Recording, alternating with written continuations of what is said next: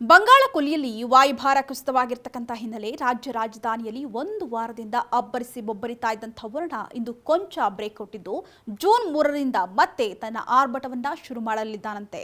ಹೌದು, ಮುಂಗಾರು ಮಳೆ ಆರ್ಭಟ ತಾತ್ಕಾಲಿಕವಾಗಿ ಕಡಿಮೆಯಾಗಿದ್ದು ಕರಾವಳಿ ಜಿಲ್ಲೆಗಳಾದಂತಹ ದಕ್ಷಿಣ ಕನ್ನಡ, ಉಡುಪಿ, ಉತ್ತರ ಕನ್ನಡಕ್ಕೆ ಜೂನ್ 3ರಿಂದ ಮತ್ತೆ ಅಲರ್ಟ್ ಅನ್ನು ಘೋಷಿಸಲಾಗಿದೆ.